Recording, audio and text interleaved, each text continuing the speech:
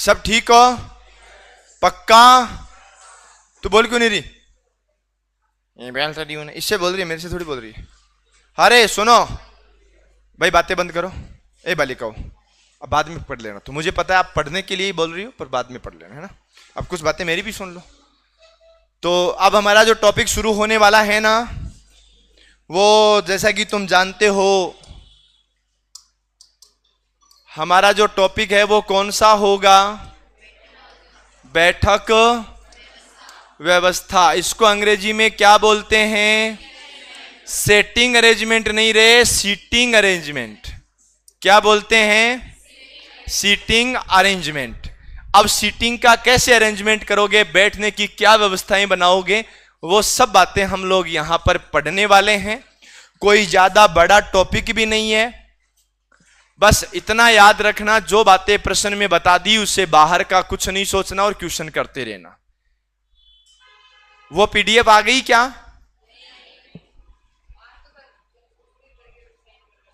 पक्का नहीं आई? भाई ये काम करो, अभी वाली पीडीएफ है ना, इधर अभी वाली पीडीएफ शिखा मैडम को भेज देना। कल की भेजी हुई है वो, तुरंत ग्रुप में डलवा दो यार। क्या बोले? एक बार वो डाल के बोल के दो। मैं इनको बोल दूंगा, फिर ये सब जा जाके रिसेप्शन पे पूछेंगे तो दिमाग खराब हो जाएगा उसका। हाँ अभी बोल दो। हाँ रे सुनो, बोर्ड पे ध्यान दो। देखो सबसे पहली बात हम करते हैं कि बैठक व्यवस्था क्या होती है। बैठक व्यवस्था यानी सीटिंग अरेंजमेंट क्या होती है, पहले तो सुनो। बैठक व्यवस्था यानी आप सीधा याद रखना, बैठने की जो व्यवस्था होती है,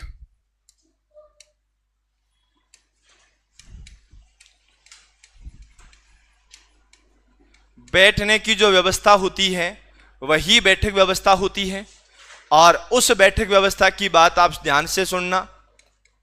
ये लोग लाइन में भी बैठ सकते हैं, ये लोग वृत्ताकार भी बैठ सकते हैं, और ये लोग वर्गाकार भी बैठ सकते हैं। यानी बैठने की व्यवस्था 3 प्रकार की होती है। अभी आप लोग जो बैठे हैं ना, ये आप लोग कौन सी व्यवस्था में बैठे हैं? लाइन में बैठे हैं। पर लाइन के अलावा याद रखो, जब 5 लोग, 4 नहीं 5 लोग अगर खाना खा रहे हैं तो वो कौन सी व्यवस्था? वृत्ताकार। पर 4 खाना खा रहे हैं, वो कौन सी व्यवस्था? वर्गाकार। ये ध्यान रखना आप हमेशा। 4 से ज्यादा लोग अगर कहीं बैठे हैं और सबका मुंह एक तरफ है, सेंटर में है, तो वो डेफिनेट कौन सी होगी? लेकिन केवल 4 लोग बैठे हैं और चारों का मुंह सेंटर में है, तो वो कौन से हैं? और आप लोग कौन सी कंडीशन में बैठे हो? अब लाइन में भी 2 तरीके की लाइनें बन जाती हैं। और 2 तरह की कौन कौन सी लाइनें बन जाती है वो सुनो। एक तो वो होता है जिसमें लिखा होता है कि सभी का मुंह है एक तरफ हो। क्या लिखा हुआ होता है? सभी का मुंह किधर हो? एक की तरफ, जैसे आप लोगों का है। और एक कंडीशन होती है आमने सामने मुख हो। याद रखना, आमने सामने मुंह है हो। जब आप लोग अपोजिट बैठ जाते हो, जैसे ये 5 बालिकाएं इधर बैठी हैं, ये 4 बालिकाएं इधर घूम के बैठ जाए, तो मुंह आमने सामने हो गया ना। उससे हम लोग क्या बोलते हैं? आमने सामने मुंह, है ना। इसमें आपको ध्यान रखना है, इस वाली कंडीशन में ऐसे लोग बैठेंगे, एक यहां बैठेगा, एक यहां बैठेगा, एक यहां बैठेगा, एक यहां बैठेगा। ये नीचे वाली जो लाइन है ना, ये वाली लाइन, ये आपके अकॉर्डिंग है। आपका राइट इधर है, आपका लेफ्ट इधर है, इधर ही है ना। क्या है रे, क्या उबास लिए जा रहे हो? इधर वाले इतने सीनियर लोग हैं कि कोई गलती से कोई एक उबासी ले ले तो दूसरा भी नहीं लेता है। इधर से तो मतलब लाइन की लाइन लगा रखी है। अब बेटा अब की बार दोबारा उबासी ली ना, दोबारा क्रांति करी ना, तो बोर्ड पे आएगा इधर आगे, फिर कैमरे में लेके बताएगा, ताकि ये कमेंट कर करके बार बार ये नहीं कहे कि सर ये क्या है। हाँ हाँ तो सुनो, और ये ऊपर वाली लाइन है ना, इसमें इधर लेफ्ट होता है और इधर राइट होता है। मतलब आप सोचो एक बार, आप जो बैठे हो आपका राइट किधर है, आपका लेफ्ट किधर है, वो फिक्स पता है। आपके सामने, जैसे मैं हूं, मैं आपके सामने खड़ा हूं, आप लोगों का सबका इधर राइट होगा लेकिन मेरा इधर लेफ्ट होगा। मतलब आपका इधर राइट होगा पर मेरा इधर लेफ्ट होगा, आपका इधर लेफ्ट होगा पर मेरा इधर राइट होगा, ये वाला। समझ गए ना मेरी बात? कई जगह क्वेश्चन में बोला जाएगा कि विकर्णवत बैठे हैं। विकर्णवत का मतलब है ये दोनों एक दूसरे के विकर्णवत होते हैं, आमने सामने और विकर्णवत। आमने सामने का मतलब क्या होता है? अगर केवल आमने सामने बोला जाए ना तो ध्यान रखना, ये लोग बैठे हैं, ये लोग बैठे हैं और ये लोग बैठे हैं। पर विकर्णवत आमने सामने बैठे हैं ना, तब इसका मतलब है कि दोनों अलग अलग लाइन में हैं, इसलिए तो आमने सामने है। विकर्णवत का मतलब ये कोने वाली लाइनें हैं। ऐसा करके यहां पर विकर्णवत आमने सामने बना है। आपको मेनली 4 टाइप पढ़ने हैं। पहला आपको पढ़ना है लाइन में जिनका मुख एक समान हो, एक दिशा में, लाइन में आमने सामने, लाइन स्वर बाद में वृत्ताकार और बाद में वर्गाकार। केवल 4 प्रकार की चीजें आपको देखनी है, ठीक है ना? ये सही कह रहे हैं छोरे, ऑनलाइन वाले कह रहे हैं कि सर उबासी के बारे में क्यों बोलते हो सर, उबासी फिर हमें भी आने लग जाती है। तो सोचो तुम्हारी उबासी का कितना कमाल है रे, ऑनलाइन वालों तक को उबासी आने लग जाती है, गलत बात है ना? हाँ तो करें शुरू। अरे समझ में आ गया क्या? अरे बोलो ना, अरे हाँ ना बोलो। समझ में आया क्या? अरे समझ में आया क्या? यस नहीं हाँ, अपन हिंदी भाषा के लोग हैं, ठीक है ना? अरे समझ में आया क्या? सही बोलो ना, ऐसे बोलो हाँ, ऐसे बोलो हाँ। तो क्यों नहीं बोल रही हाँ? ऐसे बोल रहे हाँ, ऐसे भी नहीं, आप बड़े प्यार से बोल सकते हो। समझ में आया क्या? ऐसे, ये हुई ना बात। देखो जी ऐसे लोग बैठे, ये जरूरी नहीं हर बार लोग बैठे हैं। एक चीज और, ज्यादा क्वेश्चन नहीं करेंगे अपन, लगभग 7, 8, 10 क्वेश्चन करेंगे, क्योंकि इस टॉपिक में ज्यादा कोई मैटर है ही नहीं। आपको 2-2, 3 दिन क्वेश्चन समझ रहे हैं कि करना कैसे है। देखो 5 लड़के A B C D E एक पंक्ति में खड़े हैं। डी, अब देखो कितने लड़के खड़े हैं? 5 लड़के खड़े। आपको सबसे पहले किसी एक इंसान को फिक्स करना पड़ेगा। जैसे इसने बोला ना कि D है वो E के राइट साइड में खड़ा है, तो अभी आप भले कहीं लगा दो, E यहां लगाया और D कहां खड़ा है? E के राइट में खड़ा है, तो E का राइट इधर होता है, ये हो गया। क्या आप लोग ऐसा कर सकते हो क्या? अरे बोलो ना, बोलो ना। अरे समझ में आ रहा है क्या? मतलब हो क्या गया? मैं सोच रहा था कि इस टॉपिक को अपन लंबा पढ़ेंगे, लगभग 2 घंटे तक पढ़ेंगे, पर मुझे यूं लग रहा है कि ये टॉपिक मुझे जल्दी पूरा करना पड़ेगा, वरना तुम तो चल बसोगे। हालत होगी तुम्हारी इतनी खराब, मैं सच बता रहा हूं, श्राप दूंगा। कौन से वाला श्राप पता है ना? हाँ, फिर बोलोगे भाग भाग के। अरे बोलो ना, ये समझ में आ गया क्या? मैं बता रहा हूं, तुम सुनते जाना, तुम बोलोगे नहीं मुझे पता है। देखो D है वो E के राइट साइड है, तो E के राइट साइड इधर होता है और इधर D आ गया। अब हमें वो लाइन पढ़नी है जिस लाइन के अंदर लिखा हो या तो D के बारे में या E के बारे में, इन दोनों में से किसी एक के बारे में लिखा हो वो लाइन पढ़ना, इसके अलावा मत पढ़ना। तो यहां पर लिखा हुआ है B खड़ा है E के बाईं ओर, E के बाईं ओर, E के बाईं ओर कौन है? किंतु A के दाईं ओर है, यानी ये जो B है वो A के किधर है? दाईं ओर। D बाईं ओर है C के, C को बिठाओ, C के लेफ्ट साइड में D को बिठा दो। हम बोलेंगे जी D तो पहले से बिठा है, तो C को इधर बिठा दो। अब देखो बीच में कौन है, तो यहां बीच में कौन आया? अब 2 बातें याद रखनी है। अगर नाम आ जाए तथा, नाम आ जाए वह, नाम आ जाए और, नाम आ जाए लेकिन, नाम आ जाए किंतु, नाम आ जाए परंतु, ये हमेशा पहले वाले के लिए होते हैं। किसके लिए होते हैं? फर्स्ट वाले। ये कहां पर यूज हुआ? पूरे टॉपिक में लगभग क्वेश्चन में ये यूज होगा। और तुम इधर देखो ध्यान से, यहां पर क्या लिखा है, ध्यान से समझना। यहां क्या शब्द आया? किंतु कौन? अब देखो, एक किधर है? किंतु ए के राइट, किंतु ए के राइट। बताओ ए के राइट कौन होना चाहिए?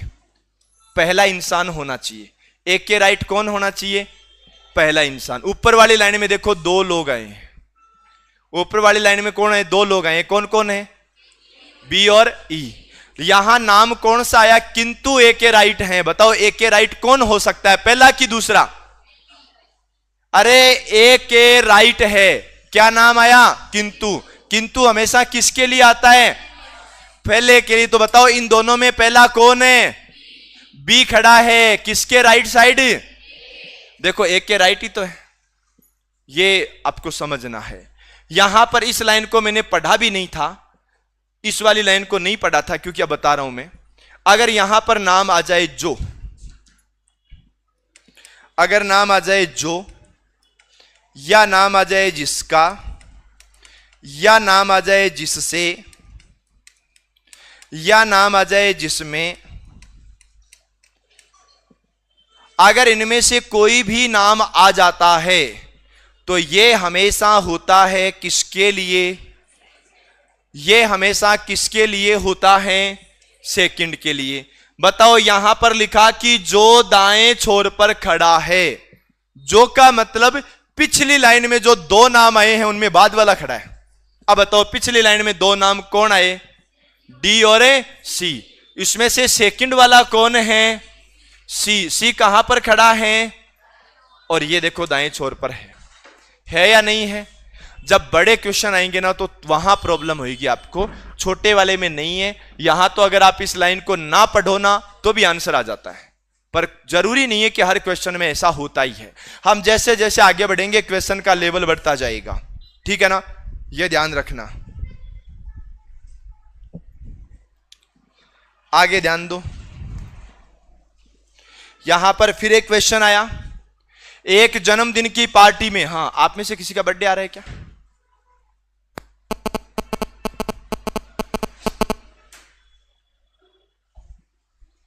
अरे आप में से किसी का बर्थडे है क्या? इसमें ये कौन सा महीने चल रहा है? जुलाई है ना?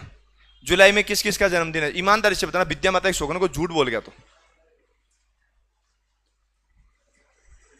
सब के सब पीछे देख रहे, क्या रखा है रे पीछे? किस किस का है? कब का है भाई? 25। और है? और है कोई? क्या रोते? अरे और है किसी का? अगस्त में, अगस्त में हाथ खड़े करो ना। अरे मेरा तो है 3 तारीख को ही। तेरा कब है? अबे रुक जा, जब दो बड़े लोग बात करो तो छोटे को बीच में नहीं बोलना चाहिए। कब है? सेकंड नहीं, 2। इसको 2 बोलते हैं। मतलब मेरा 3 तारीख को, तेरा 2 को। और है किसी का? कब है? 4। 2, 3, 4। और है किसी का? कब है? 16। और है किसी का? अरे होंगे अभी अगस्त वाले और होंगे, देखना। अगस्त महीना को छोटा मोटा थोड़ी है। 15 अगस्त को तो भारत देश आजाद हुआ था। अगस्त महीने को तुम हल्के में ले रहे हो क्या? और नहीं है रे किसी का? किसी की मैरिज एनिवर्सरी भी नहीं है? ये तो गलत बात है। नहीं, अरे सुनो, एक जन्मदिन पार्टी में 5 मित्र एक पंक्ति में बैठे हैं। एम बाईं ओर है ओ की। ध्यान से समझना, जो बातें हमने अभी पढ़ी वो सब है। एम लेफ्ट साइड में है ओ के। देखो ध्यान से समझो, यहां पर ओ है, ओ के लेफ्ट साइड में है, और लेफ्ट साइड में कौन है? एम लेफ्ट साइड में है किसके? बोलो, एम है वो लेफ्ट साइड में है या नहीं है? ओके, अरे है ना? अरे है या नहीं है? अरे बोल तो जाओ। हाँ, अब देखो यहां क्या लिखा हुआ है, ये फर्स्ट के लिए कि सेकंड के लिए? फर्स्ट के लिए। फर्स्ट कौन है? राइट साइड में है पी के, पी के राइट साइड में। अब बताओ मैं पी यहां लिख दूं तो पी के राइट साइड में होगा कि नहीं होगा? यह बात समझ में आ गई क्या? अरे बोलो ना। एस बैठा है दाईं और टी के, क्या यहां टी और एस का नाम आया क्या? इसको मत पढ़ो एक बार, ये लाइन अपने काम की नहीं है। अगली लाइन को पढ़ो, किंतु बाईं ओर पी के। अब बताओ देखो पी यहां पर है, पी के बाईं ओर कौन आएगा? किंतु से पता लगेगा पी के बाईं ओर कौन आएगा। किंतु से पता लगेगा कौन आएगा। किंतु पहले के लिए आता है कि दूसरे के लिए? पहले के लिए। पहला कौन है रे? एस है। किंतु बाईं ओर है पी के बाईं ओर कौन होगा रे? और एस बैठा है दाईं ओर किसके? टी को बिठाओ और टी के दाएं कौन आ जाएगा? अब बताओ क्या पूछा सबसे? बोलो सबसे बीच में कौन है? अरे बोलो ना, कर सकते हो क्या? पक्का? चलो ठीक है। अब बीच, हाँ पीडीएफ आई क्या?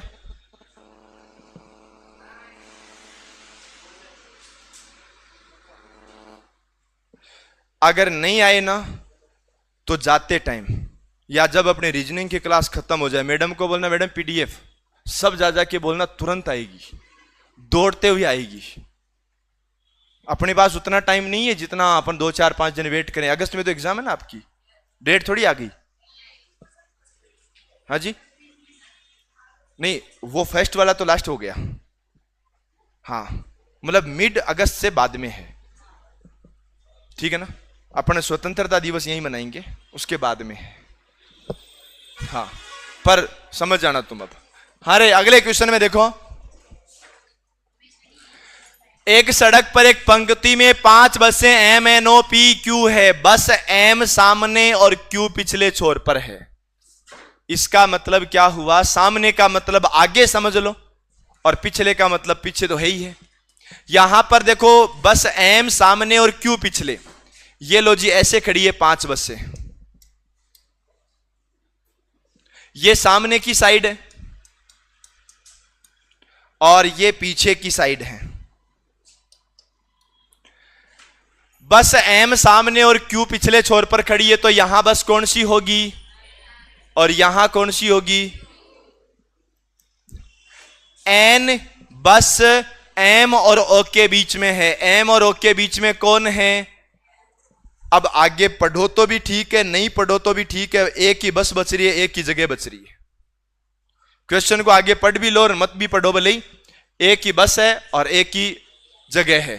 बताओ यहां कौन सी बस आएगी? अब देखो, अरे रुको रुको, हाँ तो एक ही बस है ना, कौन सी बस बच गई? पी बच गई जी। हालांकि इसने दे भी रखा था कि पी बस ओ और क्यू के बीच में है, पर ऐसी बातें हमें बिना सोचे भी कर सकते थे। बोलो समझ में आ गया क्या? अरे यस और नो? पक्का? कहीं तो बोल ही नहीं रहे। बोले हमें क्या ही करना, समझ में तो वैसे ही आ ही रहा है, तो क्यों नहीं बोल रही? झूठी, सरासर सफेद झूठ बोल देती। एक बार मार्ट साहब ने पूछा बच्चों से, अरे बच्चों बताओ गांधी जी के बाल क्यों नहीं थे? बच्चे ने बड़े प्यार से जवाब दिया, बोले मार्ट साहब वो सच बोलते थे इसलिए उनके बाल नहीं थे। तब जाके मार्ट साहब को भी समझ में आया कि छोरी इतनी झूठ क्यों बोलती है। मैं आइडिया लगा सकता हूं कौन कितनी झूठ बोलती है। और याद रखना, जिस आदमी के, महिला की बात नहीं कर रहा, आदमी के बाल कम होते हैं वो उतना ही सच बोलता है। जितने कम बाल उतना सच बोलेगा, और जिसने एकदम साफ करवा रखा है वो बहुत सच बोलता है। और जिसके प्राकृतिक रूप से टूट रहे हैं, जैसे मेरे टूट रहे हैं, इसका मतलब वो सत्यवादी है, पूरा सत्य बोलता है, कभी झूठ बोलता ही नहीं है। मैं सही बता रहा हूं। अब देख लो तुम पहचान कैसे होती है। हाँ अब सब छोरियां आपस में एक दूसरे की तरफ देखेंगे, कौन सी ज्यादा झूठ बोल रही। बेटा अपने वाला सही है मामला, अपने उतनी बोलनी उतनी नहीं बोलते। अगर ये इतनी लंबी झूठ फेंके ना तो अपनी इतनी सी फेंके। इधर सुनो,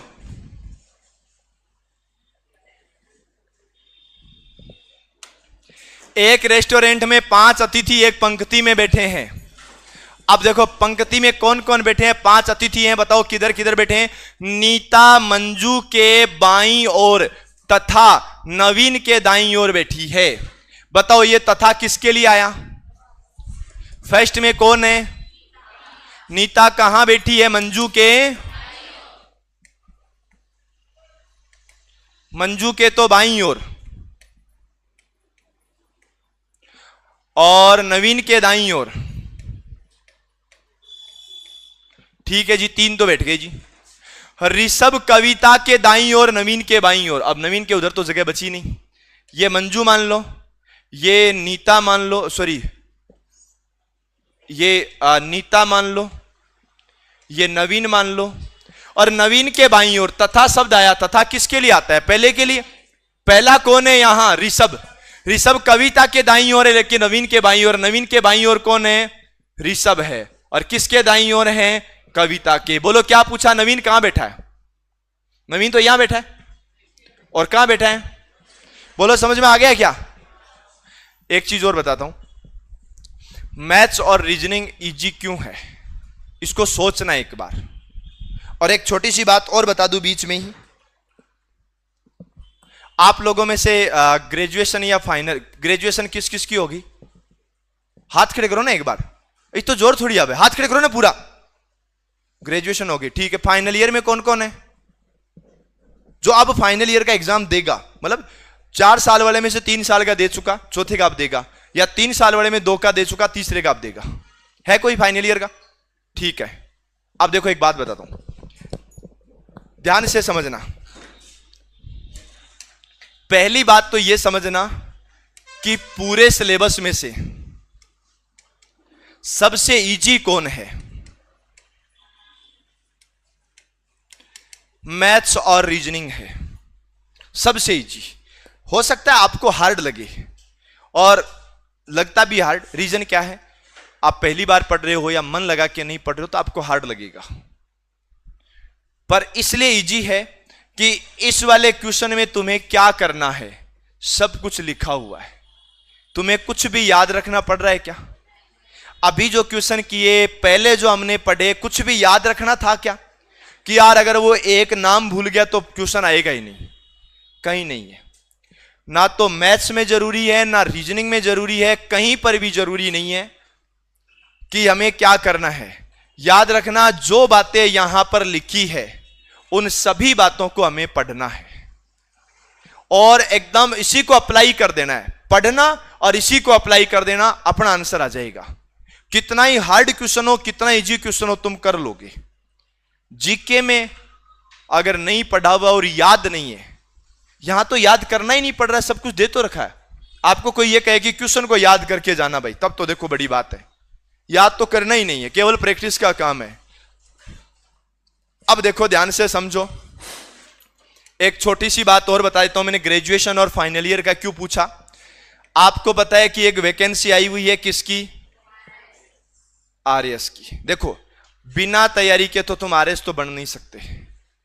तो मैं ये सपना तो तुम्हें दिखाई नहीं रहा कि तुम लोग आरएस बन जाओगे, और तुम ये सपना भी मत सोचना कि मान लो हम आरएस बन गए, अभी 1 साल के अंदर अंदर ही बन गए, और यहां बैठे हैं, हम इधर से लाल बत्ती की गाड़ी लेके निकलेंगे, है ना? ये भी नहीं। पर आरएस में 2 एग्जाम होते हैं, एक इंटरव्यू होता है, 3 चीजें होती है। 3 में से जो पहली स्टेप होती है ना, वो होती है आरएस का प्री। भाई कई हो रे, ठीक है ना? ये ध्यान रखना। 3 में से पहला जो स्टेप होता है ना, वो कौन सा होता है? आरएस का प्री। एक अचंबा होगा आप लोगों को ये सोच करके कि क्या आरएस प्री हम लोग बिना पढ़े भी निकाल सकते हैं क्या? मैं बताता हूं कैसे। आरएस प्री में प्रश्न आते हैं कितने? 150। नंबर आते हैं कितने? 200। हर क्वेश्चन एक का नहीं होता, एक से थोड़ा एक्स्ट्रा का होता है। समझ गए? एक का नहीं होता, एक से थोड़ा एक्स्ट्रा होता है। अब विश्वास करना इस बात का, पिछली बार का आरएस प्री एग्जाम लगा था 2021 लास्ट में। कब लगा था? 21 लास्ट में। मैं बात कर रहा हूं नॉन टीएसपी की। अब तुम सोच लो कि नॉन टीएसपी का मतलब क्या हुआ। टीएसपी वालों से कट ऑफ लगभग 10 या 15 नंबर ज्यादा, ये मानते हो आप? मैं नॉन टीएसपी में भी बात कर रहा हूं जनरल की। अब अगर बात करें ना तो टीएसपी के जनरल में नॉन टीएसपी के जनरल में 20 से 25 नंबर का फर्क होता है। तुम तो बिल्कुल भी फर्क मत मानो। जिस इंसान के 150 में से 60 प्रश्न सही थे उसकी आरएस की प्री पास हो गई थी। 60 प्रश्न का मतलब है कि उसके नंबर कितने थे? केवल 80 नंबर थे। आरएस प्री की कट ऑफ 80 नंबर गई है। कितने में से? 200 में से। कितने में से? 200 में से 80। अरे आप इस चीज को सोचो, 40%। अब एक काम की बात और बता दूं, ये तो गवर्नमेंट ने रूल निकाल रखा है कि हर भर्ती में 40% लाना ही पड़ेगा, भले ही सीट खाली चली जाए। अगर ऐसा रूल नहीं होता ना तो 35% कट ऑफ थी। ऐसे रूल के चक्कर में इसमें कंप्यूटर अनुदेशक जैसी भर्ती में 10,000 में 4,000 सीटें खाली रह गई, क्योंकि उसमें भी यही बोला था कि जिसके 40% आएंगे ना, 40 से नीचे वाले को हम पास नहीं करेंगे। हालांकि बाद में भी एससी और एसटी में तो 35% ही कर दिया था, तो भी सीटें खाली रह गई। और इसमें 40% कर रखा है, 40 से नीचे वाले को तो पास कर नहीं सकते, मजबूरी है गवर्नमेंट की, क्योंकि बाद में वो क्वालिटी नहीं मिलेगी। जो ऑफिसर बन के आएगा उसका अगर उसके खुद के 100 में से 40 नहीं आ रहे तो आगे क्या कर सकता है। इसलिए आप सोच लो, क्या आप 200 में से, क्या आप 150 में से 40 क्वेश्चन ही नहीं कर, सॉरी, क्या आप 150 में से 60 क्वेश्चन भी नहीं कर सकते क्या? 150 में से 60। अब मैं बताता हूं, अगर आप में से किसी ने फॉर्म भरा है या कोई फॉर्म भरने वाला है, उसकी कहानी और सुन लो। उसकी कहानी यह है, अगर वो मैथ और रीजनिंग को अच्छे से पढ़ता है, मैथ्स और रीजनिंग को, तो 25 प्रश्न है। अपन मैथ रीजनिंग पे ध्यान ही नहीं देते, अपन दूसरी चीजों पे ध्यान देते हैं। अपन राजस्थान हिस्ट्री को पढ़ते रहते हैं, जिनके प्रश्न आते हैं 3। उस 3 प्रश्न वाली को हम पढ़ते हैं 100 घंटे, और 25 प्रश्न वाले को हम घर जाके देखते ही नहीं है। अगर आप जनरल साइंस पढ़ लेते हो, आपके प्रश्न आते हैं 20+। और अगर आप डेली अखबार पढ़ लेते हो, करंट अफेयर पढ़ लेते हो, तो क्वेश्चन आते हैं 20। मैंने 65 क्वेश्चन का जुगाड़ बता दिया है, और प्री पास होती है 60 में, और मैंने जुगाड़ 65 का बता दिया है। जबकि मैंने आपको यह नहीं कहा है कि आपको राजस्थान का आर्ट एंड कल्चर पढ़ना है, हिस्ट्री पढ़ना है, ज्योग्राफी पढ़ना है और पॉलिटी पढ़ना है। मैंने ये भी नहीं कहा इंडिया लेवल का हिस्ट्री पढ़ना है, ज्योग्राफी पढ़ना है, पॉलिटी पढ़ना है, इकोनॉमिक्स पढ़ना है। और मैंने आपको जीके वाला तो एक भी सब्जेक्ट नहीं बताया है। जब आप फ्री माइंड कभी बैठो तो फ्री माइंड बैठ करके सोचना कि अगर हम 150 में से 60 नंबर भी नहीं ला सकते, 150 में से 60 प्रश्न भी सही नहीं कर सकते, या 200 में से 80 नंबर भी नहीं ला सकते, तो फिर कोई मतलब नहीं रहता। मैं केवल 200 में से 80 नंबर लाने की बात कर रहा हूं, 150 में से 60 क्वेश्चन सही करने की बात कर रहा हूं। और वो 60 में से अगर आप डेली अखबार पढ़ते हो ना, लिखना भी नहीं, डेली अखबार पढ़ते हो, तो ये क्वेश्चन आपके कहीं गलत नहीं होते। अखबार में से एज इट इज उठाते हैं, ध्यान रखना। जैसे कल वाला जो था, चंद्रयान वाला था, उसको पूरा पढ़ लेना। ये 3rd था, पहला पूरा पढ़ लेना, दूसरा पढ़ लेना, तीसरा पढ़ लेना। डेफिनेट है अगले एग्जाम में जिसमें करंट अफेयर आता है उसमें क्वेश्चन आएगा।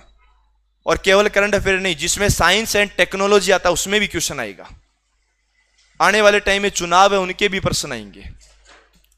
तो करना क्या यार, ये 65 प्रश्नों का जुगाड़ है। अब कोई कहे कि इस चीज की क्या गारंटी कि हम मैथ और रीजनिंग में 25 में से 25 कर लेंगे। ढंग से पढ़ोगे और यहां पहले पढ़े हुए स्टूडेंट से पूछोगे तो इस चीज का तुम्हें आइडिया लग जाएगा कि ये 25 के 25 क्वेश्चन तुम्हारी नोटबुक से मिलेंगे। जो यहां पहले पढ़ के गया उससे पूछ लेना, जिसने एक भी एग्जाम दिया उससे पूछ लेना। सिंगल क्वेश्चन नोटबुक से बाहर नहीं जाता मैथ और रीजनिंग का, समझ गए। अब जैसे मैंने आपको अभी जो आपके पास पीडीएफ आ जाएगी उसको भी सॉल्यूशन करना है। जो मैं बता रहा हूं यहां बता रहा हूं वो, और आपको जो सॉल्यूशन के लिए दे रहा हूं वो, ये पूरा कवर करोगे तब की बात है।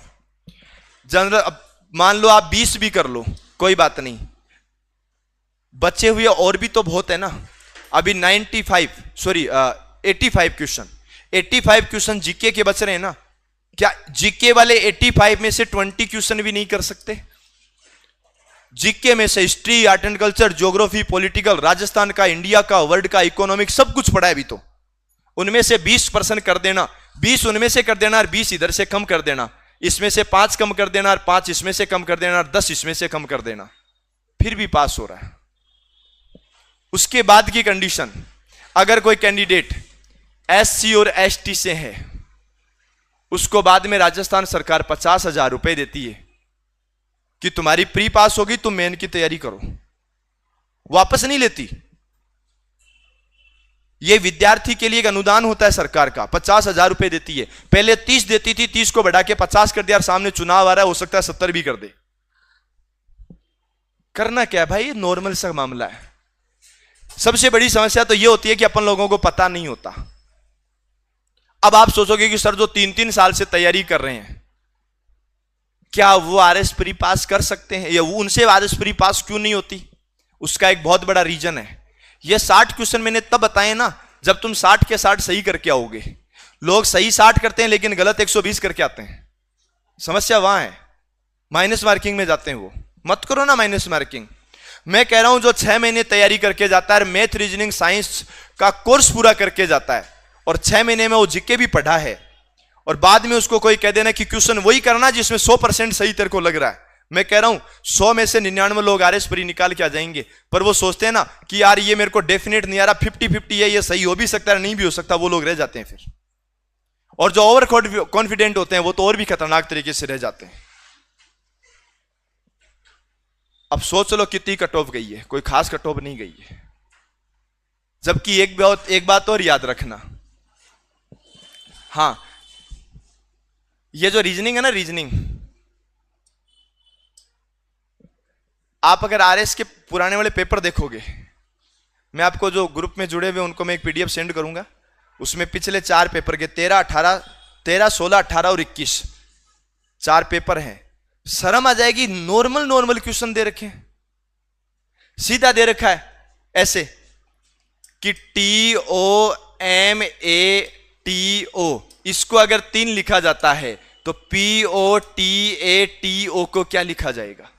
क्या बताओ? इसमें 3 स्वर है तो 3 लिख दिया, और इसमें भी 3 स्वर है तो 3 लिख दो, उत्तर आ गया। क्या आरएस का है?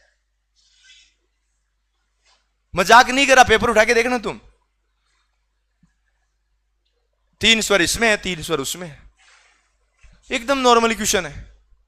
कोडिंग डिकोडिंग में 2-2 जोड़ जोड़ के लिख कर लो। मतलब कांस्टेबल, जिसने कांस्टेबल का पेपर सॉल्यूशन कर दिया ना रीजनिंग का, वो इसका कर देगा। अरे जिसने पीटीटी की रीजनिंग का कर दिया ना, पीटीटी वाली रीजनिंग का, वो इसका इतना बुरी तरह करेगा कि 25 के 25 पूरा कर देगा। ये रियलिटी है। क्या सोच रहे हो तुम? हार्ड थोड़ी आता है, पढ़ना ही तो होता है। ब्लड रिलेशन का क्वेश्चन नॉर्मल, कोडिंग डिकोडिंग के नॉर्मल। जो सुबह मैंने क्वेश्चन करवाए थे, तुम्हें हार्ड लगा क्या कोई सा? अरे थोड़ी देर पहले क्वेश्चन करे, हार्ड लगा था क्या? पुराने 4 पेपर उठा के देख लेना, टोटल क्वेश्चन मैंने वहां से कॉपी पेस्ट किया, बाद में बच गए तो मैंने दूसरे एग्जाम से और उठाए। ये आरएस वाले क्वेश्चन थे। अगर मैं बता देता कि ये क्वेश्चन आरएस में, ध्यान से समझना, फिर तुम थोड़े से कंफ्यूज हो जाते कि यार नहीं यार क्या पता क्या हो जाएगा। नॉर्मल क्वेश्चन है। एक क्वेश्चन आया, बोलो आरएस में, कि 64 नंबर की सभी बसें मेरे घर के सामने से होके जाती है। 64 नंबर की सभी बसें मेरे घर के सामने से होकर जाती है। नीचे पहला लिखा और दूसरा लिखा। पहले में ही लिखा कि यह बस 64 नंबर की है और मेरे घर के पास से जाएगी, यह बस 64 नंबर की है, मेरे घर के पास से नहीं जाएगी। क्या बताऊं इसमें? पागल आदमी बता देगा। इसलिए अगर किसी ने फॉर्म नहीं भरा है, चालू है, भर देना। अब आप सोचोगे सर प्री पास होने से क्या होगा? मेंस तो हमारा है ही नहीं ना। प्री पास होने से होगा कुछ नहीं, एक कॉन्फिडेंस आएगा, और कॉन्फिडेंस यह आएगा कि हम एग्जाम पास कर सकते हैं। बहुत से लोगों को तो यूं लगता है कि हम थोड़ी कर लेंगे यार, हमसे थोड़ी होता है। ऐसा सोचोगे तो नहीं होगा। आप अगर ये सोचोगे कि हाँ कर लेंगे तो सच में कर लेंगे। पढ़ना क्या है यार, 3-4 सब्जेक्ट पढ़ने। मैं कह रहा हूं तुम जीके को टच ही मत करो तो भी निकल जाएगा। बीएसटीसी निकालना हार्ड है, सच बता रहा हूं। क्यों हार्ड है? क्योंकि उसको जीके आना ही चाहिए। जीके छोड़ दिया तो कंपटीशन से बाहर है। टीचिंग एप्टीट्यूड आना ही चाहिए, छोड़ दिया तो कंपटीशन से बाहर है। मैं कह रहा हूं इसमें तुम सब कुछ छोड़ दो, 60% मीटर छोड़ दो, 40% वाला भी आ जाएगा। पर आपके बीएसटीसी में तो 70%, 80% तक लाना पड़ता है। कई कई जगह तो कई कॉलेजों में तो 70% वाले का भी नंबर नहीं आता, जबकि वहां 40 वाले का आ जाता है। इसलिए बीएसटीसी हार्ड है, आरएस का इजी है।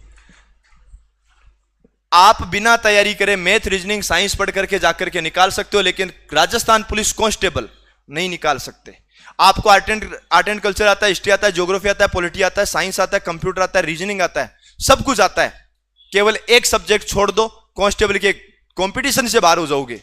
और मैं एक नहीं, यहां मैं करूं सब कुछ छोड़ दो, केवल 3 ही सब्जेक्ट पढ़ लो, 13 में से 3 पढ़ लो, 10 छोड़ दो, तो भी आप कंपटीशन में हो। यह ध्यान रखना है। तो अभी फॉर्म आया हुआ है, आप लोग फॉर्म जरूर भर देना। जिसको भी ऐसा लगता है कि यार भरना चाहिए वो जरूर भर देना, फायदा होगा, नुकसान नहीं होगा। चलो अब देखो इसमें, अब देखो रीजनिंग कितना इजी है। ध्यान से समझना कि एक सभा में 7 व्यक्ति एक पंक्ति में बैठे हैं। सी बैठी है बी के बाईं ओर। करना कुछ नहीं है, सी को बी के बाईं ओर बिठा दो। ये बी हुआ, बी के बाईं ओर सी है। किंतु हमेशा किसके लिए आता है? फर्स्ट के लिए। फर्स्ट कौन है? सी। किसके दाईं ओर है? डी के। ये लो डी बिठा दो, दाईं ओर हो गया। मुझे नहीं लगता कि इसमें तुम्हें कोई प्रॉब्लम आएगी। ए बैठा है बी के दाईं ओर, बी के दाईं ओर ए बिठा दो। एफ बैठा है ई के दाईं ओर, ना तो एफ आया ना ई आया, कोई बात नहीं, आगे बढ़ो। किंतु डी के बाईं ओर। अब बोलो डी के बाईं ओर कौन है? यहां क्या नाम आया रे? किंतु डी के बाईं ओर। बताओ डी के बाईं ओर कौन है?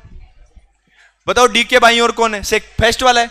डी के बाईं ओर कौन है? फर्स्ट वाला। फर्स्ट वाला कौन है? एफ। एफ बैठा है ई के दाईं ओर। ये लो ई के दाईं ओर एफ बैठ गया। एच बैठा है ई के बाईं ओर, ई के बाईं ओर एच बैठ गया। जो पूछे वो बता दो। बीच में कौन बैठा है? जी बीच में डी बैठा है। मुझे नहीं लगता कि इसमें कोई जीके का क्वेश्चन इससे भी इजी हो सकता है। क्या नहीं हो सकता? वही क्वेश्चन हो सकता है जिसमें यह पूछ ले राजस्थान की राजधानी कहां है। हालांकि बहुत से लोग तो अभी भी कंफ्यूज हो जाएंगे, उत्तरी जयपुर है कि दक्षिणी जयपुर है। और तुम्हें पता है कि जिले चेंज हो रहे हैं अब। ये तो क्या हुआ, बाढ़ आ गई थी, इसलिए उधर की मिट्टी पानी के साथ बह के इधर आ गई, तो लोग लड़ने लग गए कि तुम्हारा जिला हमारे वाले में घुस गया। वरना अभी तक तो पूरी सीमा हो जाती। 1 जुलाई को इसका आने वाला था नोटिफिकेशन कि 1 जुलाई से राजस्थान में इतने जिले माने जाएंगे, पर वो समिति की यार अभी पूरी रिपोर्ट नहीं आई। 2-3 जिले ऐसे हैं, जैसे एक तो जयपुर है, बोल रहे हैं कि जयपुर के टुकड़े मत करो, जयपुर शहर, जयपुर ग्रामीण कर दो, लेकिन उत्तर, दक्षिण, पूर्व, पश्चिम मत करो। ये कहानी जोधपुर के साथ है। 1-2 जिले छोटे छोटे और बनाए हैं, वो कह रहे हैं कि हम इसमें नहीं जाएंगे, हम इसमें जाएंगे। वो विवाद जैसे ही सुलझा 2-5-10 दिन में पता लग जाएगा। 50 नहीं 64 जिले 13 संभाग बन रहे हैं। जिले 64 बन रहे हैं, ध्यान रखना, टेंशन मत लेना। लोग जिले जिले चिल्ला रहे थे, ग्राम पंचायतों तक को जिला बना दिया है। अब इससे ज्यादा और गहलोत जी बेचारे क्या करेंगे? इतने जिले गहलोत जी को खुद को याद नहीं रहेंगे, हैं? हाँ, वो इसके ऊपर एक जोक भी तो बना था ना। गहलोत डोटासरा जी यूं बैठे थे, पूरा राजस्थान का मैप लिए, तो यूं सोच रहे थे कि एक जिला यहां बना दें, फिर बोला एक यहां बना दें, कंफ्यूज हो गए, तो ऐसे करके इसको पूरा काट करके चले गए। पीछे से गहलोत जी कागज उठाया, पता किया तो छोटे छोटे 50 टुकड़े थे। आकर के बोल दिया 50 जिले। बोले नाम क्या रखे? बोले नाम तो गांव वालों को पूछ के रख लेंगे कौन सा रखना है। वो विवाद वही तो चल रहा है, गांव कौन सा रखें। एक पंक्ति में कितनी दुकान है? ये लास्ट क्वेश्चन कर रहा हूं लाइन वाला। ये चीजें पढ़ते जा रहे हैं अपन, और ऐसा ही आता है। एच दुकान ओ के दाईं ओर तथा आर के बाईं ओर है। आर के बाईं ओर, ओ के दाईं ओर कौन सी दुकान है? उसके बाद में एल दुकान एच के दाईं ओर, एल दुकान एच के दाईं ओर, और एफ दुकान एल के बाईं ओर। एफ दुकान कहां पर है? एल के बाईं ओर है। और एल दुकान कहां है? एच के, ये मिस्टेक है रही, एग्जैक्ट तो नहीं होएगा, इसका आंसर होएगा ही नहीं। हालांकि इसको मान भी रखा है, एफ इसका उत्तर मान रखा है, पर इसको एक बार अपन छोड़ेंगे। कई जगह तो मैंने क्वेश्चन करवाया भी है, एफ उत्तर मान रखा है, अपन नहीं करेंगे इसको। हाँ ये देखो, A P R x S Z एक पंक्ति में बैठे हैं, एस तथा जेड बीच में है। कितने लोग हैं टोटल? 6 लोग हैं। तो अकेला तो बीच में कोई आ नहीं सकता, 2 लोग बीच में आएंगे। 1 2 3 4 5 6, ये 2 लोग बीच में बैठे जी। कौन कौन है? एच और, अब ये नहीं पता कि यहां एच बैठा है तो यहां जेड बैठा है, पर अगर यहां क्या, और मैंने क्या लिखा? अरे एस ही लिखा है, एस और हो सकता है यहां जेड और यहां एस हो, ये आइडिया नहीं है कंफर्म अभी। ए तथा पी सिरों पर है, हो सकता है ए यहां हो और पी यहां हो, यह भी तो हो सकता है कि पी यहां हो तो ए यहां हो। चलो बीच वाला देखो, आर ए के बाईं ओर बैठा है। अब सुनना, ए के बाईं ओर, क्या मैं ए को यहां बिठा सकता हूं? बिठा सकता हूं क्या? अरे ए को यहां बिठा सकता हूं क्या? आर है वो ए के बाईं ओर बैठा है, ए के बाईं ओर बैठने को तो जगह ही नहीं है, नहीं है तो मैं ए को यहां नहीं बिठा सकता। ए को यहां नहीं बिठाऊंगा तो पी को यहां नहीं बिठाऊंगा, एक प्रॉब्लम तो सॉल्यूशन होगी। क्या लिखा? आर ए के बाईं ओर है, ए के बाईं ओर कौन है? आर। पी के दाईं ओर कौन बैठा है? अब सुन लो, इन बीच वालों का कोई रोल नहीं है, तुमने पी के दाईं ओर पूछा है, एक की जगह खाली है, एक ही आदमी बच रहा है, बोलो कौन है? कौन है? ये लो, अरे ये वाला ही ना, बस तो ठीक है। हाँ वो गलत हो गया रे, मुझे पता है तुम्हारा ध्यान पूरा माइंड क्वेश्चन पे है, कौन बच रहा है। ये नॉर्मल सा क्वेश्चन था, ये जो बच गए ना ये बीच में छोड़ूंगा मैं, ये सभी पंक्ति वाले हैं। एक क्वेश्चन और कर देते हैं। क्या हुआ? खुद कैसे कुछ नहीं करना, दिमाग लगा रही। क्या बोला था अभी? एक पंक्ति में 5 घर ए बी सी डी ओ है, ए घर के दाएं और सी के बाएं है। ए है ना बी के दाएं, बी के दाएं है, सी के बाएं है, कौन है? ए। ओ है ना वो ओ है वो ए के दाएं है, ए के दाएं कौन है?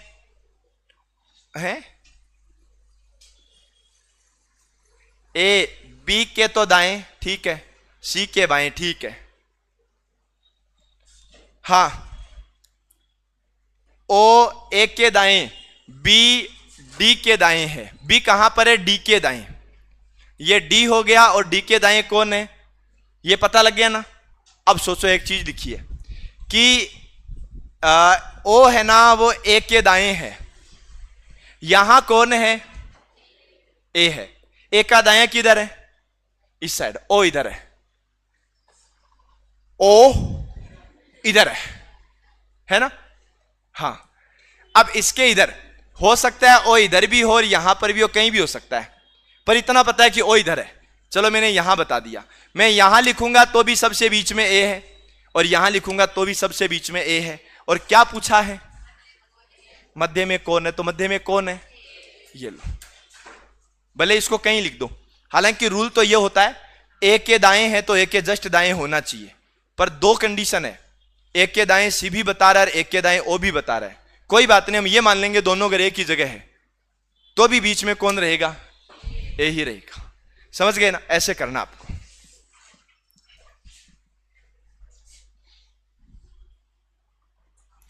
ये हमारा सर्कल वाला स्टार्ट हो जाता है। सर्कल वाला जब भी क्वेश्चन आएगा ना तो अकेला नहीं आएगा। सर्कल वाले में 1 भी आ सकता है, 2 भी आ सकता है, 3 भी आ सकते हैं, 4 भी आ सकते हैं, कितने आ सकते हैं। सर्कल वाला अकेला नहीं आएगा।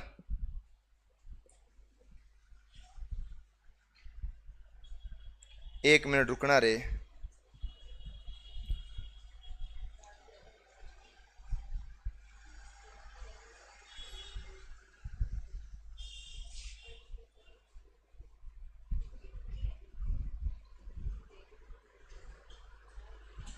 अब सुनो, इसमें देखो 8 व्यक्ति, ये दिख रहा है क्या आपको? अब तो दिख रहा है ना? 8 व्यक्ति A B C D E F G H एक गोल मेज पर एक दूसरे के विपरीत मुख करके बैठे हैं। अब देखो ये गोल मेज बना दी हमने, ए का मुख एफ की ओर है, 8 लोगों को बिठाओ तो 1 2 3 4 5 6 7 8 बिठा दिया। कभी भी 5 लोग होंगे ना तो ऐसा नहीं बोलेगा विपरीत मुख करके बैठे हैं, क्योंकि 5 लोगों में विपरीत नहीं होता है। विपरीत का मतलब आमने सामने, 5 लोगों में नहीं होता है, वो या तो 4 में होता है। 4 का मतलब इस कोने वाले का मुंह इधर है और उस कोने वाले का भी इधर है, इस कोने वाले का इधर है तो उसका इधर, आमने सामने हो गए। 5 वाले में नहीं होंगे, 4 वाले में होंगे, 6 वाले में होंगे, 8 वाले में होंगे। ए का मुख एफ की तरफ है, ए का मुख कहां पर है? मैं अगर यहां ए लिखता हूं तो यहां क्या लिखूंगा? एफ। कोई दिक्कत? बाद में लिखा कि जी का मुख डी की ओर है, अब नहीं लिखेंगे। अब हम पता नहीं कर पाएंगे जी कहां है और डी कहां है, पर इतना पता है जी और डी आमने सामने है। आगे देखो, एक ऐसी लाइन पढ़ना जिस लाइन में ए और एफ का नाम आए। एच बी के दाईं ओर है पर ए के पास नहीं है, इससे कोई मतलब नहीं निकला। सी जी के बाईं ओर है, यह भी मतलब नहीं निकला, पर एक चीज का मतलब निकल रहा है। अगर मैं इन दोनों को न लिख करके यह पता कर लूं कि सी है वो जी के बाईं ओर है, तो बाद में सी के बाईं ओर ई वाला है, ये लाइन भी आ जाएगी। तो देखो, सी जी के बाईं ओर है, जी कहीं भी लिख दो तुम्हारी मर्जी से, पर तुम कोशिश करना कि जी को यहां लिखने की कोशिश करो, क्योंकि जी यहां लिखोगे तो जी का लेफ्ट और राइट तुम्हारे लेफ्ट राइट जैसा हो जाएगा। तो सी है वो जी के बाईं ओर है, जी का बायां इधर है, इधर कौन आ गया? अब वो लाइन पढ़ना जिसमें सी या जी का नाम आ जाए। तो हमने लाइन पढ़ी कि बी का मुख ई की ओर है और ई है वो सी के बाईं ओर है। बोलो, सी के बाईं ओर कौन है? सी के बाईं ओर है ई, और ई का मुख किसकी तरफ है? बी की तरफ है, और एच है वो बी के दाईं ओर है। अब तो पता लग गया ना एच कहां पर है? एच बी के दाईं ओर है, तो बी का दायां तो इधर है ना, ये हो गया कौन ना, एच यहां होगा। बी का दायां बोला, बी का दायां। जो कि, बोलो, जो कि किसके लिए आता है? जो कि किसके लिए आता है? सेकंड पर्सन के लिए। सेकंड पर्सन कौन है? बी। किसके पास नहीं है? अब इतना याद रख लो, यहां ए नहीं आएगा। जो कि मतलब बी, बी यहां ए नहीं आएगा, ध्यान रखना इस बात का। चलो मैं बता देता हूं पहले कि ए यहां नहीं आएगा। आगे और देखो, ए का मुख किसकी ओर है? अब देखना, ए का मुख एफ की ओर है, ए और एफ दोनों आमने सामने बैठेंगे। जब पहले बोल दिया कि ए यहां नहीं होगा, और आमने सामने बैठने के लिए जगह यही खाली है, इसके अलावा है भी नहीं। है क्या कोई आमने सामने की? नहीं है। ए और एफ आमने सामने बैठेंगे, ए यहां नहीं आएगा तो ए को यहां लिख दो और एफ को यहां लिख दो। एक आदमी और एक जगह अभी भी बच रही है। कौन बचा? डी बचा। क्या? डी, डी फॉर डॉग है ना, ये लो। अब बोलो, ई किसके मध्य है? ए और है, ये लो। पर याद रखना, अगर ये क्वेश्चन आता है ना तो उसके साथ में अकेला नहीं आएगा, 2-3 क्वेश्चन और आएंगे। आपके पास ये बुक है, इसमें कितने पुराने पेपर हैं? पुराने पेपर कितने हैं? 18 से 21, 4 ही है। ठीक है, ये अभी मुझे देना, मैं इसका फोटो खींचूंगा, क्योंकि अपन पुराने 2-4 पेपर भी सॉल्यूशन करेंगे यहां, जिससे एक आइडिया हो जाए कितनी देर में क्या होता है। अब देखो, क्वेश्चन वही है, किसका मुख सी की तरफ है? बताओ, किसका मुख सी की तरफ है? क्वेश्चन सुन लो, किसका मुख सी की तरफ है? किसका मुख सी की तरफ है? मैंने कहा ना ये अकेला क्वेश्चन नहीं आता। ये आ गए वर्गाकार वाला क्वेश्चन, और भी है। टोटल 61 क्वेश्चन है, सॉरी 60 क्वेश्चन टोटल है, जिसमें मैंने आपको 4-5 बता दिए, 2-3 और बताऊंगा। बच्चे हुए टोटल आपको करने हैं। 4 छात्र एबीसीडी वर्ग के 4 कोणों पर बैठे हैं। ये लो जी वर्ग आ गया। हर कोने में एक और सभी का मुख वर्ग के केंद्र की ओर है। मतलब 4 लोग कहां बैठे हैं? 4 लोग चारों कोने पर बैठे हैं और सबका मुख किसकी तरफ है? केंद्र की तरफ है। आगे देखो, केंद्र में बैठे छात्र ई का मुख केवल सी की तरफ है। केंद्र में एक लड़का बैठा है जिसका नाम क्या है, और इसका मुख केवल किसकी तरफ है? यह कोई फिक्स नहीं था कि तुम्हें सी इधर ही बिठाना है। फिक्स केवल इतना है कि जिस तरफ ई का मुंह होगा उधर सी होगा। अगर मैं इस ई का मुख इधर न करके मैं इस ई का मुख इधर करता तो सी यहां हो जाता, उससे कोई फर्क नहीं पड़ता।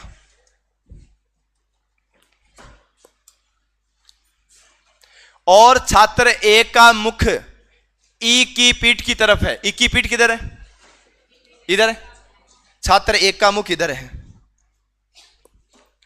यदि डी है वो ई के राइट साइड में है, ई का राइट इधर होगा।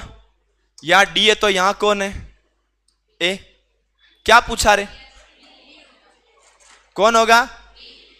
बी। अरे बुक वाला बी ना, ये लो। और बी है वो ई के किस ओर बैठा है? ई का इधर तो लेफ्ट है। अरे ए का लेफ्ट ही तो है, तो बी है वो ई के बाईं ओर बैठा है। ये लो, क्या करना, इससे ज्यादा कुछ था ही नहीं, सब कुछ क्वेश्चन में बता ही रखा है।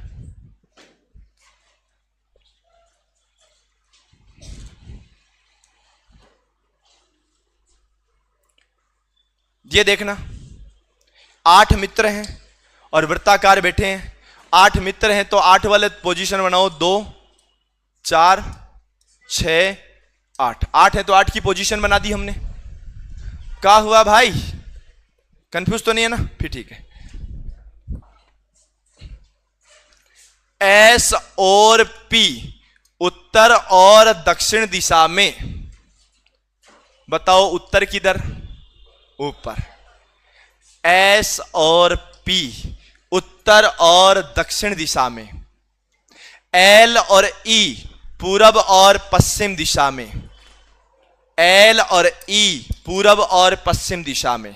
तुम किसी भी क्वेश्चन को यह मत देखना कि यार क्वेश्चन की लैंग्वेज बहुत बड़ी है। तुम तो इतना सोचना कि लैंग्वेज बड़ी है, इसका मतलब हर चीज डिटेल से दी हुई है, कोई चीज शॉर्ट में नहीं है। 1-2 बातें एक्स्ट्रा ही पता लगेगी, गलती से ये नहीं पढ़ा तो दूसरा पढ़ लेंगे। एन एस और एल के बीच बैठा है। एन कहां बैठा है? और ओ के सामने तिरछा बैठा है। ओ के सामने तिरछा बैठा है। ओ यहां होगा,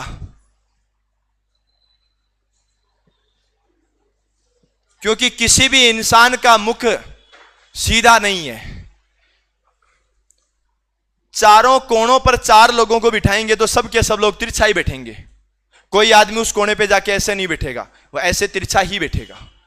एक लाइन इधर जा रही है, एक लाइन इधर जा रही है, पर ये भाई बीच में तिरछा बैठा है।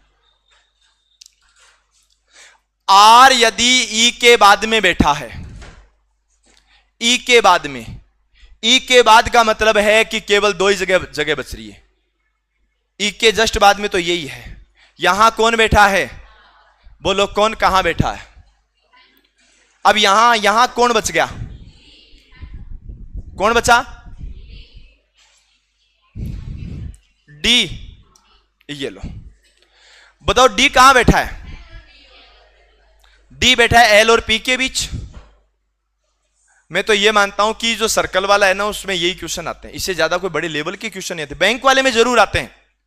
बैंक वाले में क्या होते हैं कि 8 में से 4 का मुख केंद्र की तरफ है, 4 का मुख केंद्र के बाहर है। रीजन क्या है? उसमें 40% रीजनिंग के हैं, कट ऑफ जाती है 10 क्वेश्चन पर।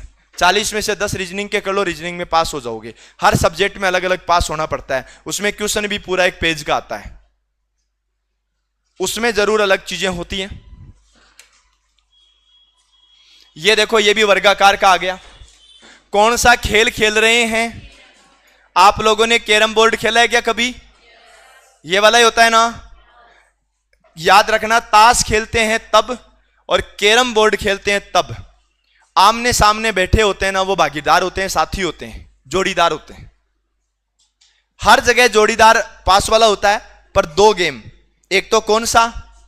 कैरम का, और एक कौन सा? ताश वाला, उसमें आमने सामने जोड़ीदार होते हैं। ये आपका वर्गाकार एरिया है। इस वर्गाकार एरिया में ये सब बैठे हैं। यहां पर बोला कि एस है वो आर के दाईं बैठा है। एस कहां बैठा है? आर के दाईं ओर। अभी कोई फिक्स नहीं है। क्यों नहीं है? क्योंकि पश्चिम की ओर मुख है। किसका है? जो कौन है? आर का मुख पश्चिम में करो। आर का मुख पश्चिम में करने का मतलब उत्तर हो गया, दक्षिण हो गया, पूरब हो गया, पश्चिम हो गया। आर का मुख पश्चिम में कर दो। आर को अगर मैं यहां बिठाऊंगा तो मुख पश्चिम में होगा कि नहीं होगा? और एस है वो आर के दाईं ओर बैठा है। आर का दाएं तो इधर ही होगा ना। अब ये भी ध्यान रखो, पी और आर है ना, वो साझेदार हैं। पी और आर साझेदार हैं, तो पी यहां बैठेगा, सामने बैठेगा, और यहां पर कौन बैठेगा? क्यू बैठेगा। बोलो, क्यू का मुख कौन सी दिशा में है? उत्तर दिशा में है। कर सकते हो क्या? अरे बोलो ना, पक्का? चलो फिर एक क्वेश्चन और देखो। ये नहीं देखना है, 6 मित्र हैं, ये तो बैठ जाएंगे। ये छोरियां हैं, ये भी बैठ जाएंगी।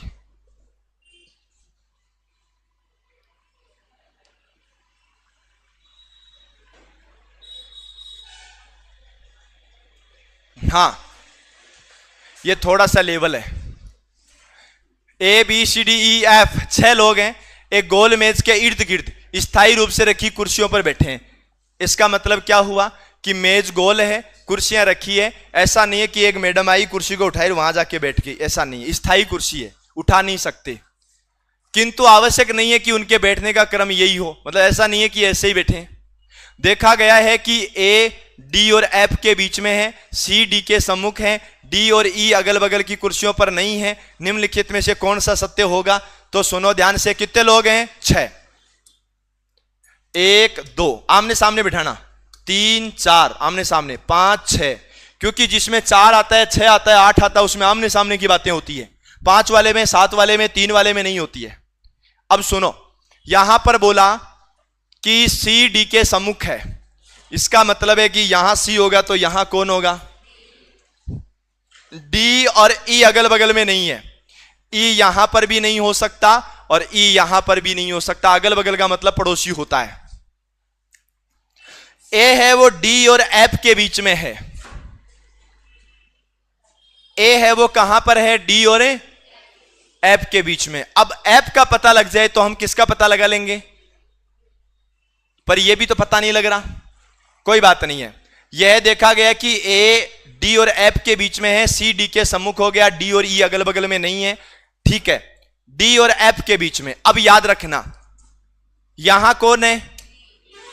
अगर मैं यहां एफ रखूं तो यहां कौन आएगा? और अगर मैं यहां एफ रखूं तो यहां कौन आएगा? यह बात फिक्स है क्या? चलो ऑप्शन को ट्राई करो। ए बी के सम्मुख होगा। अब देखो, ए किसके सम्मुख होगा? नहीं नहीं, इसमें बोला है ना, ए बी के सम्मुख है। कौन सा सत्य है वो पूछना है।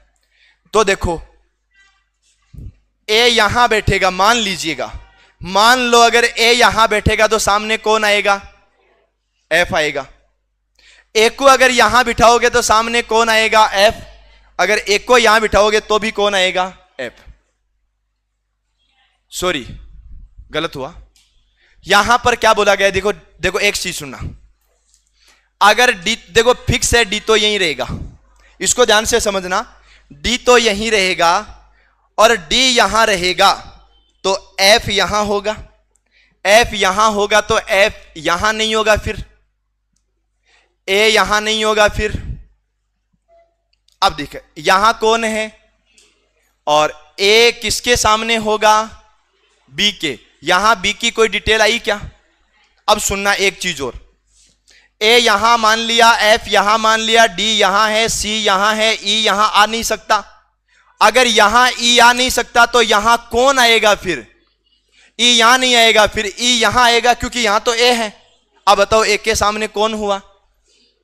अब ये कह रहा है ए के सामने बी होगा। एक बार फिर समझना इस चीज को, देखो मैं क्या कहना चाह रहा हूं। मैं ये कहना चाह रहा हूं कि यहां बोला कि ए है वो डी और एफ के बीच में है। मैंने ऐसा माना कि ए को यहां बिठा दो तो डी और एफ के बीच में आ गया। आया कि नहीं आया?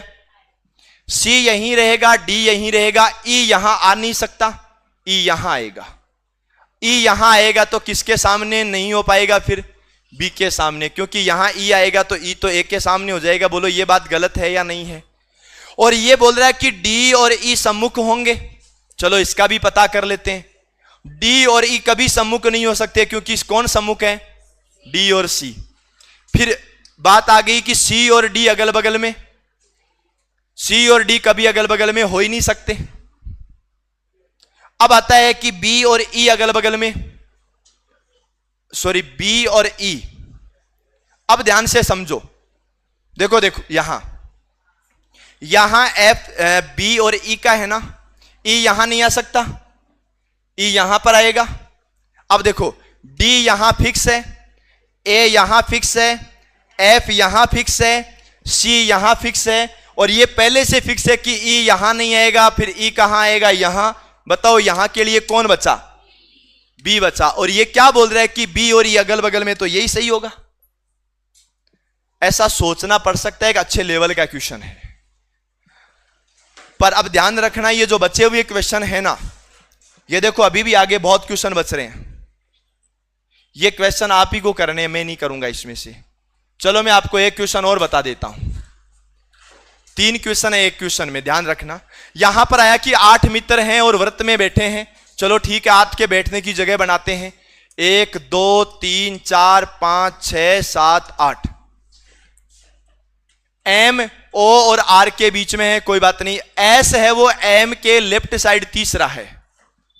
एम के लेफ्ट साइड पहला, दूसरा, तीसरा कौन है? एस। तथा एल के राइट साइड दूसरा है। क्या नाम है? तथा एल के राइट दूसरा।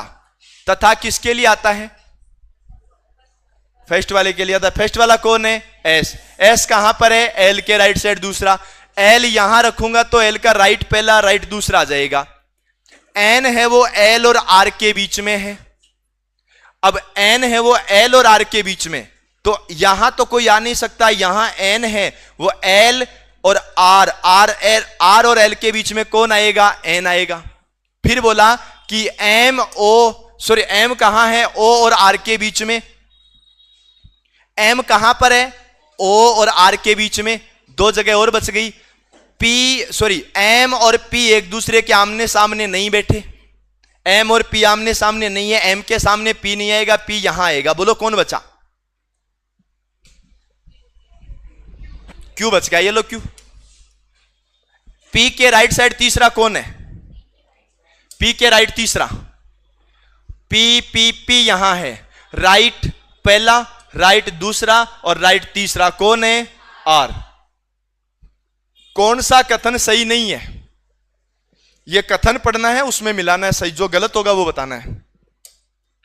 आर के ठीक दाएं कौन है? आर के ठीक राइट कौन है? एन। ये लो, समझ गए? जो क्वेश्चन, अब एक चीज मुझे बताना, यह क्वेश्चन थोड़ा सा बड़ा था, और बड़ा था तो कहानी यह हुई कि तुम्हें सोचना, किसी के बारे में नहीं पढ़ा, सब कुछ क्वेश्चन में लिखा है। पिछला क्वेश्चन थोड़ा सा छोटा था, जिसमें डिटेल कम थी, तो हमें थोड़ा सा सोचना पड़ा कि अगर यहां ये होगा तो यहां ये होगा। क्वेश्चन जितना बड़ा उतना शॉर्ट होगा। चलो आज अपन इतना ही पढ़ेंगे, बाकी अपन लोग कल देखेंगे, ठीक है? अब आप लोग जा सकते हो, आधे घंटे का आपका ब्रेक हो जाएगा। बाद में क्लास है क्या? अरे क्लास है ना? कौन सी? कितने बजे? 4 से 5 कोई क्लास है? 4 से 6 है ना? ठीक है, अब जा सकते हो।